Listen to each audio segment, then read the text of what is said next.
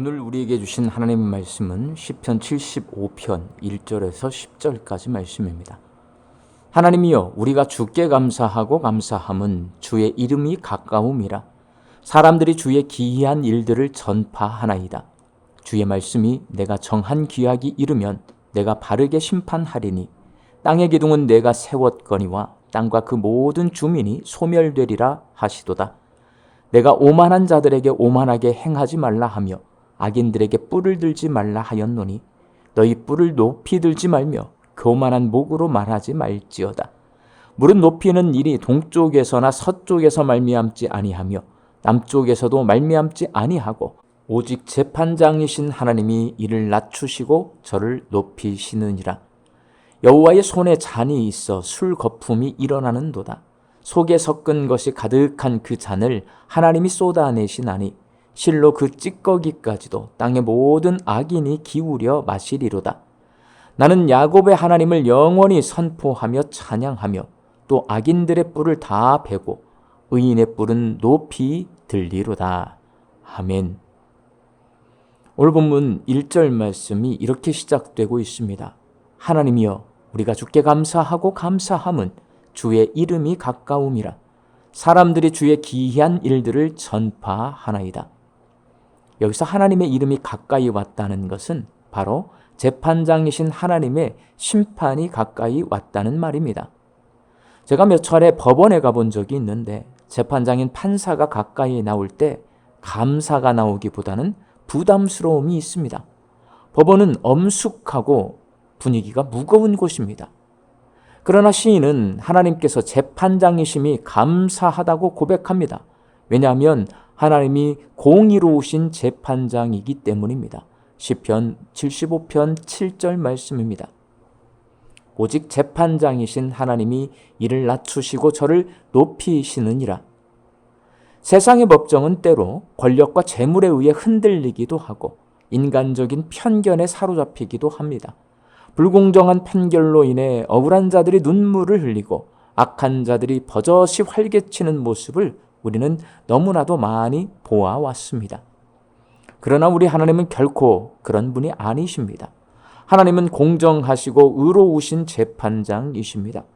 낮추어야 할 사람은 낮추시고 높여야 할 자들은 높이시는 분이 하나님이십니다. 하나님께서 세상의 모든 불의와 왜곡된 질서를 바로잡으실 것이기에 시인은 하나님께 감사드리고 있습니다. 그렇다면 하나님께서 낮추시는 자는 과연 누구일까요?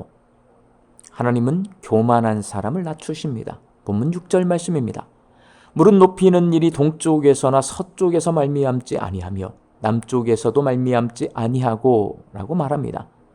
이는 사람이 스스로를 높이려 하는 모든 시도는 헛되다는 것을 의미합니다. 세상의 권력, 명예, 재물, 심지어 재능까지도 그것을 가진 자가 스스로를 높이는 수단으로 사용될 때 그것은 곧 교만이 됩니다. 교만한 자는 자신이 모든 것을 통제할 수 있다고 생각하고 자신의 힘과 능력으로 성공을 이룰 수 있다고 믿습니다. 그들은 하나님을 인정하지 않거나 인정하더라도 자신의 삶에 대한 하나님의 주권을 부인합니다. 마치 바벨론 군대가 남유다를 멸망시키고 하나님의 성전을 불태우며 하나님의 이름을 능욕했던 것처럼 스스로를 하나님보다 더 높이며 약한 자들을 억압하고 불의를 행하는 자들, 바로 하나님이 낮추시는 교만한 사람들입니다. 이러한 교만은 결국 파멸로 이어집니다. 하나님께서 악인에게 진노의 잔을 부으실 것이며 그들은 그 잔을 마시고 찌꺼기까지 빨아 마시게 될 것이라고 시인은 노래하고 있습니다. 이는 교만한 자들이 결국 하나님의 공의로운 심판 아래 철저히 무너질 것임을 보여줍니다. 세상의 기준으로 볼 때 지금 당장 악인들이 형통해 보이는 것 같지만 그들의 높아짐은 잠시뿐이며 궁극적으로는 하나님의 심판 아래 낮아질 것입니다. 반대로 하나님이 높이시는 겸손한 사람은 자신의 한계를 인정하고 모든 높고 낮음이 오직 하나님께로부터 온다는 것을 아는 사람입니다.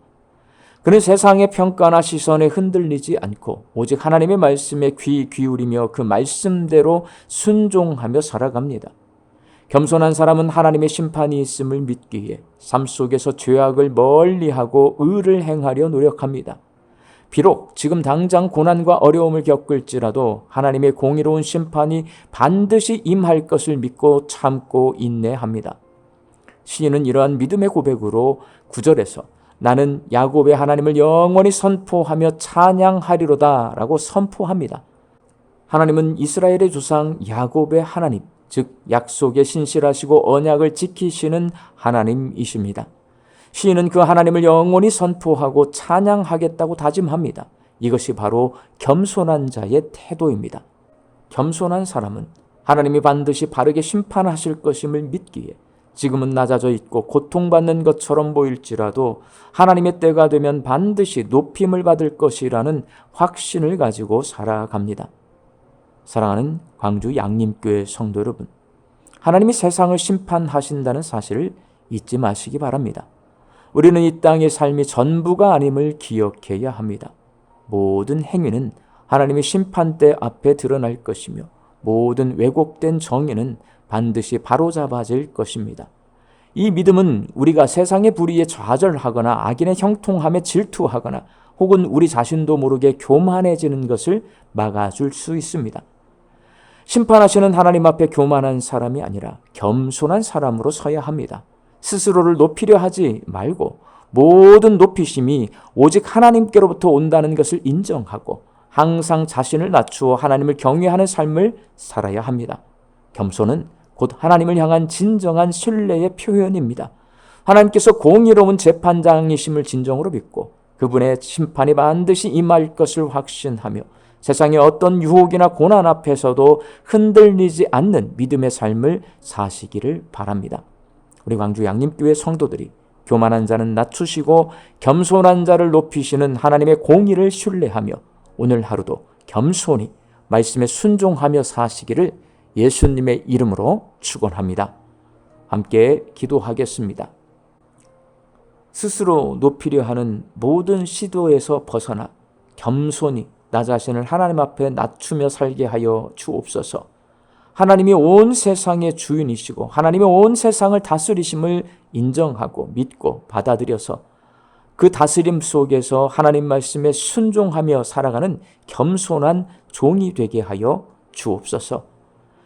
이 한 주간 우리 양림교회 성도들이 한 목소리로 함께 기도합니다.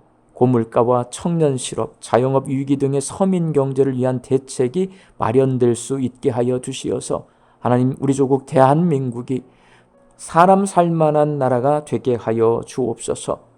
유진벨 비전센터 공사가 순적하게 마무리되게 하여 주시고 지역을 섬기는 비전을 이루는 공간으로 태어나게 하여 주옵소서. 카자흐스탄 침켄트 제일장로교회에 위하여 기도합니다. 성도들이 복음을 전하는 사역을 통해 전도의 열매를 맺게 하여 주시고 다음 세대가 영적으로 성장할 수 있게 하여 주옵소서. 이 한 주간도 우리 양림의 성도들의 모든 일터 위에 하나님 주시는 일용할 양식이 채워지고 하나님 앞에 감사와 자족함으로 화답하며 살게 하여 주옵시며 흩어져 살고 있는 우리 가족과 자녀들이 하나님이 주인이심을 고백하며 하나님의 말씀에 순종하는 겸손한 종으로 살게 하여 주옵소서.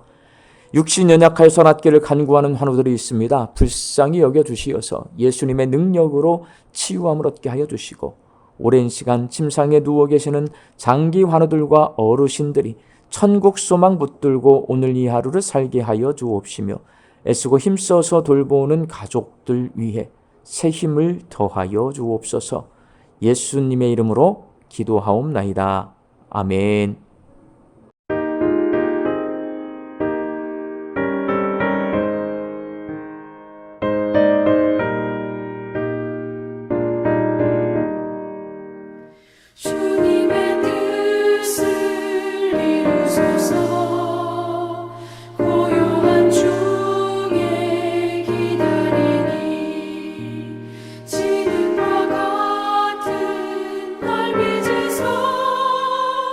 주